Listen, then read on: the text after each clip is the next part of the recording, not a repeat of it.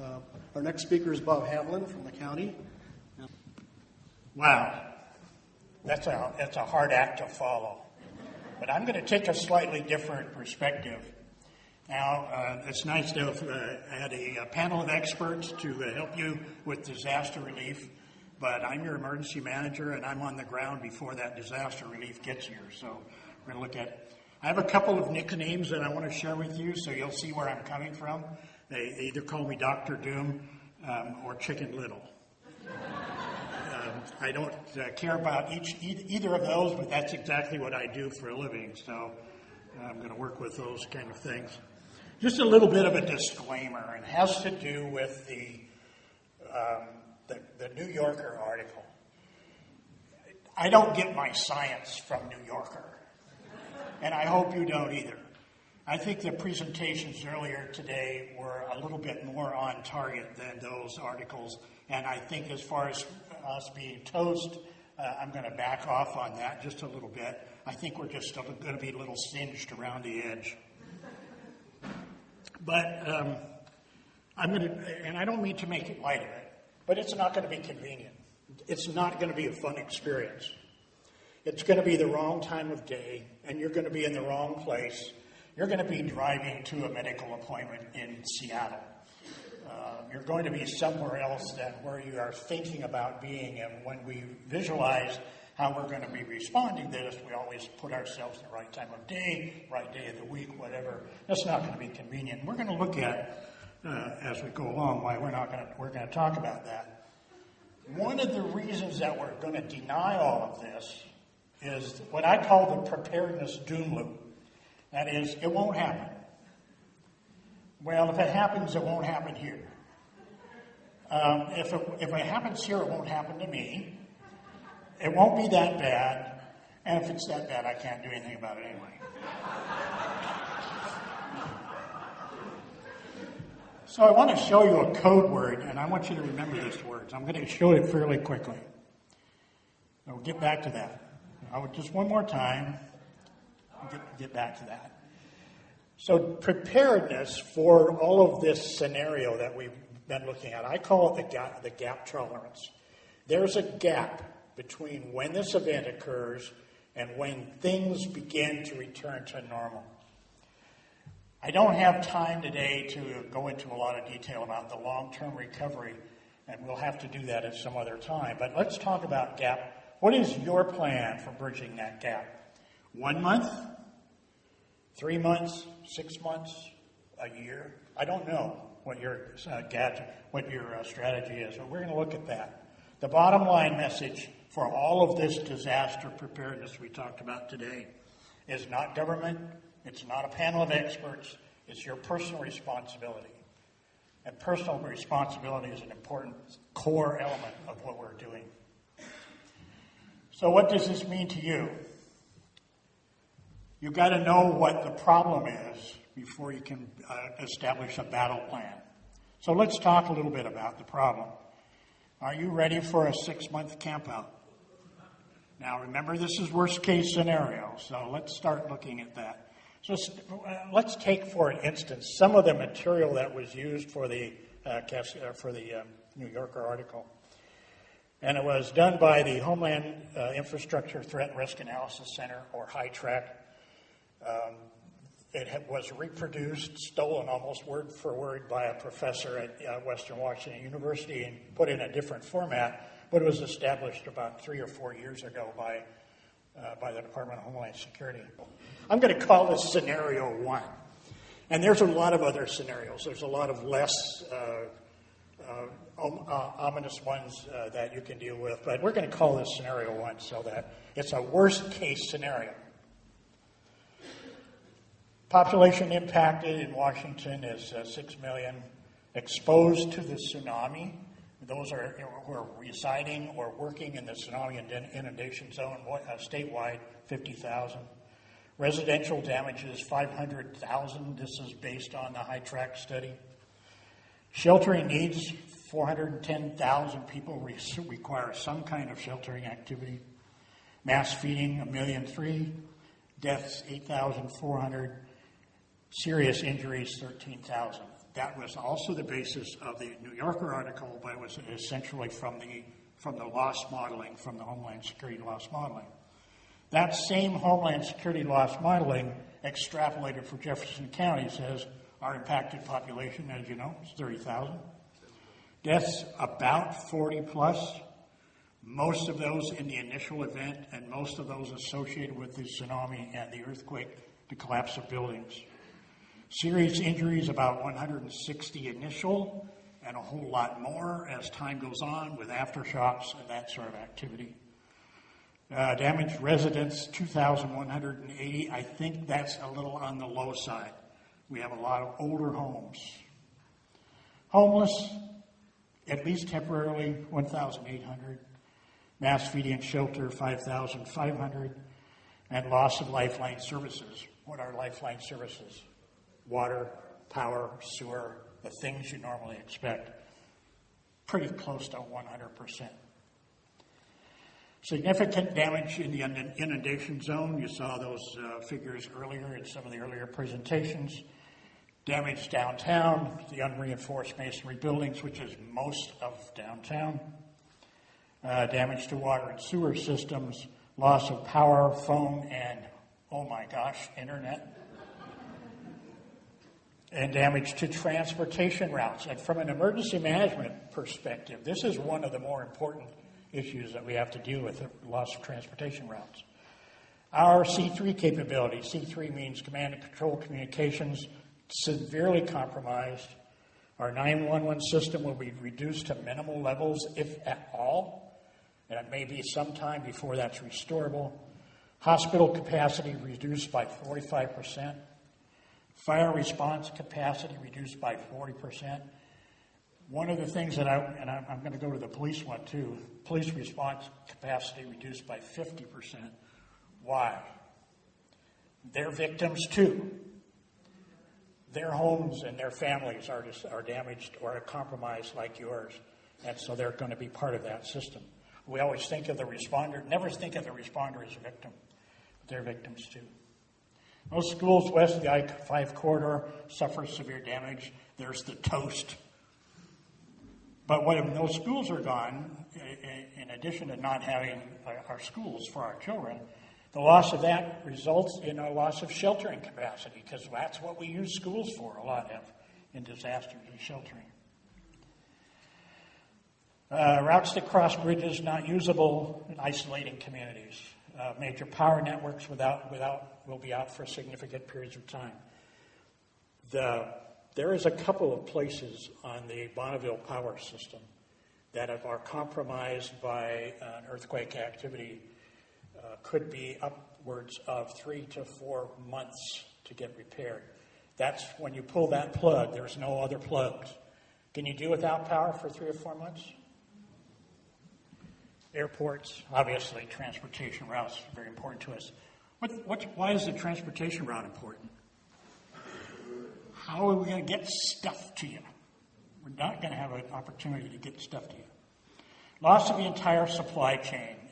Most of our stuff comes from the Wheaties that you have bought at the grocery store yesterday, went in the back door probably 2 days before that. It's called just-in-time delivery.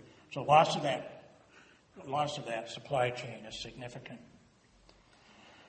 Impediments to mobility, bridges, that sort of thing, being able to move around, make your medical appointments, not going to happen. Collapse of critical infrastructure, which is the kinds of things that we rely on as citizens to do our daily lives. I'm going to talk a little bit about the just-in-time economy. They can't afford warehouses. There are no warehouses in Jefferson County. Everything comes by truck, and it comes in usually the day before. You stop that system, you've stopped everything. But what have you stopped? You've stopped food, and you've stopped medical, pharmaceutical replacements. You've stopped everything. Yes. From the time we said code to now, that's how long the ground's been shaking in scenario 1. From the time you saw the orange the word orange to right now, that's how long the ground's been shaking in that scenario. It's about 4 to 5 minutes. Part of that time, you can't even stand up. So that just gives you a little point of reference. Your digital money will be no good. Cash machines, bank transfers, cash withdrawals, records access. You know what? You don't own any money. Unless you're a gold hoarder, and I don't happen to be in that category. I'm a government employee. Contrary to popular belief. Unless you're a gold hoarder, that you don't own any money. It's all digits in somebody's computer somewhere. If you can't access, you're not going to be able to access that money. So what are you going to do? Keep a few $100 bills around? I'm sorry, but I can't break a $100 bill. So I think that cash, the fact that cash is or your money is no good is very important. It will be a serious economic impact. Buildings destroyed, job losses, damaged facilities, transportation breakdown, all of that will be a serious economic hit. Can you even prove who you are? Do you have your insurance papers? Do you have your important things that you need to improve who you are, or prove who you are? Probably not. Secondary effects, landslides and avalanches, gas leaks in some areas, fires certainly, coastal flooding, hazardous materials releases. A lot of times things that are involved in the shaking are hazardous and can be compromised. And the thing that probably bothers me the most is constant aftershocks. Multiple large aftershocks up to several days, some of them as big as, larger than some of the more recent earthquakes, some of them as big as 7.0. And when it occurs, you don't know whether that's another big one. When it starts, you don't know when it's going to stop. So let's go back to the toast issue. Sounds like toast to me. Property crime and trespass, kind of dysfunctional behavior. Does that occur? I think that may be something on the horizon if it takes a while for that activity to improve. I don't know. I say really. I've seen a lot of studies that show that dysfunctional behavior is extremely limited in scope. I'm not going to put a lot of resources into that. I'm going to be positive about how you're going to react. You're going to meet neighbors you never met before. And you're going to get together and do things you never thought you'd ever do. And you will be lifelong friends. And I will tell you, this event, should this occur in our lifetime, will change your life. Some things for the better, frankly. But it will change your life. I thought I'd put a picture of Steve.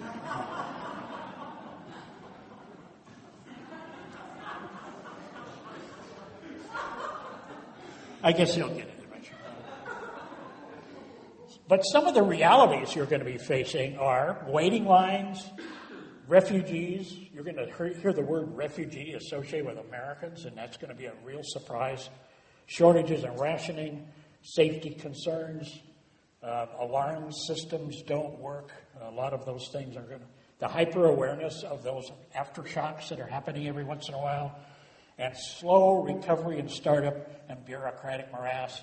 And because I'm a bureaucrat, I understand that system, and it's going to be very frustrating to you. And it's going to be a long time before the recovery process gets started. And the real story is they're not coming. So some positive outcomes. We all know that. One of the things I've had the opportunity to do over the years is I've been an emergency manager for close to 45 years, 46 years. And I've worked in a number of different communities. I started out in Snohomish County. I went to Clallam County for a number of years. And I've been here for about 16. And this is the most challenging of the communities because we have a smaller the tax base, so we have fewer resources. We have an attitude amongst the citizens in Jefferson County that I've never seen anywhere else before. And the positive effect of this, I don't mean to start to sound like a preacher, although it's a good place to sound like one, is I do think we're going to come together, and I think we're going to come together in really, really positive ways. We have a neighborhood preparedness programs, and we'll share that with you in just a couple of seconds. We have 160 organized neighborhoods in this community. And our neighboring community to the west, who shall remain unnamed, I think they have about 20 or 30, and they have a population of 70,000. So that's the kind of attitude we have. So there are some positive things that will come out of this. And help is coming. When this event occurs, they don't just drop a dome over us. You watch that TV program, and we're sort of on our own forever. It's going to get better because we do have plans. We do have things coming. The rest of the world is unimpacted. We all went to Haiti. We all went to Christ Church. We went to Japan. They're going to come to us. And so what we have to do is have plans in place to deal with this. So I'm going to talk a little about our strategy, and it's our multi-tiered collaboration, local business community, and individual citizens. Our 160 neighborhoods, I hope you're going to include it in that. If you're not, there's ways for you to become an organized neighborhood. We have those neighborhood emergency preparedness groups, which are actually part of our core organization. State, local, federal, certainly there's a plan. Currently, we're exercising the Washington National Guard Emergency Response Plan for Cascadia. It's a huge operation. It's being called Cascadia Rising. It's a major multi-agency disaster response exercise scheduled for June. I'm really looking forward to it because I've been involved in some of the planning for about 2 years, and it's really quite a fascinating system. So what's your personal strategy? And I wish that I could do this a little bit faster or a little bit more in depth, but we just don't have a whole lot of time to do that. I think you need to have a personal strategy. So I bored it down a little bit. So I have a 6-point survival plan for you. In a nutshell, water, food, what else? Medical, another one. Shelter, what's a PPE? Personal protective equipment. That means the shoes. You have slippers by your bed so you don't have to get up and walk in the broken glass. Things to protect your eyes. Shelter and PPE. That's very important. Communications. Some mechanism of communicating. What did you see yesterday after the attack in France? One of the biggest problems was people trying to reconnect, putting up 1-800 numbers. You know what one of the best mechanisms for reconnecting yesterday was? Believe it or not, Facebook. Facebook has a connection site where you can go and register your name, and you can go to that site to see if that person's okay. Facebook? As you can tell, I'm not the generation that really understands Facebook. So there's one more. And you don't hear this very often. And I've talked about this more in the last couple of years than ever before, and I'm sort of uncomfortable with it, and you will be too, but we have to deal with sanitation.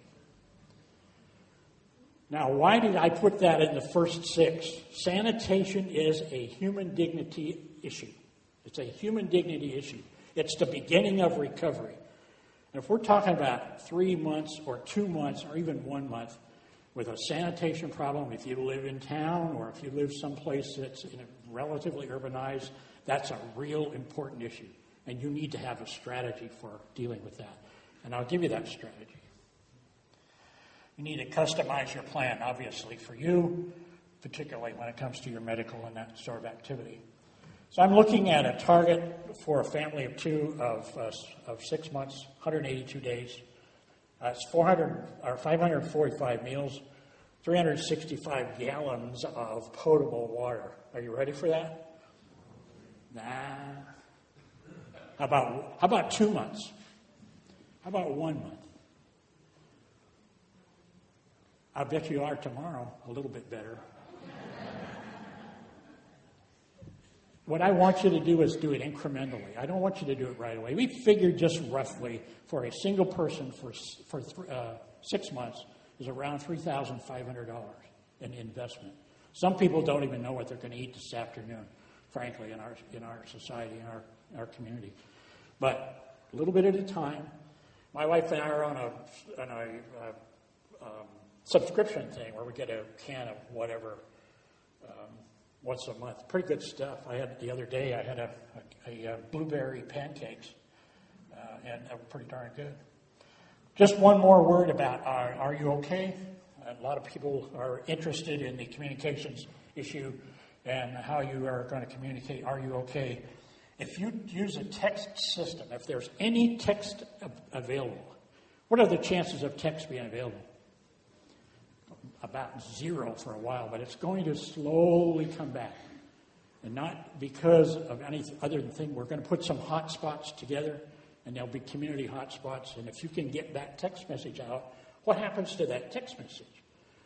Those of you who are technically savvy, which is not me, it's going to go out in the ether and sit there and in a queue, and eventually it's going to get delivered. Now, are you okay? That's a really small thing. So text, don't voice. Don't leave a voicemail. That's not going to work. Leave a text message. jeffcoeoc.org. I've got a library there. If you just click on the library in the upper bar, a lot of the material that was in the lobby when you came in, which is now gone, which is a good thing. Think, Plan, Do book and those kind of things. That's all on the website, and along with the sanitation strategy that we talked about before. I'm going to not go into great detail on the contents of a disaster Go Kit. Google it. 25 million references to a disaster Go Kit on Google. Have a nice day. The Cascadia subduction zone. Not quite as hot of a topic, but 200,000 references. So go in there and enjoy some of the material that you saw today. I also want to steer you to the Natural Hazards Research Center at the University of Colorado at Boulder. Go to Colorado/hazards. There's a lot of real interesting research that is not the scientific detail that you were talking about in terms of the tectonics and that sort of activity, but it's how social interaction, how people act in an emergency. I think that's a real important part of your plan. I don't know what we're afraid of, and we're afraid of some things that we shouldn't be and more than others. I don't want to leave you with we're all going to be toast. I want to leave you with one single message, and that is incrementally, a little bit of it at a time, start preparing yourself and your family for this scenario. Now, if this scenario occurs when we're still alive, then we won. So you cannot prepare and it doesn't occur, you win. If you prepare and it does occur, you win. If you prepare and it doesn't occur, is that a win or a loss? I don't know. But that's up to you. So, I remind you again, personal responsibility. Drinking water, plenty of good drinking water. Food, medical includes your prescriptions. If you're like me, I have to take that handful of pill every day to keep surviving. Shelter and PPEs, communications and sanitation.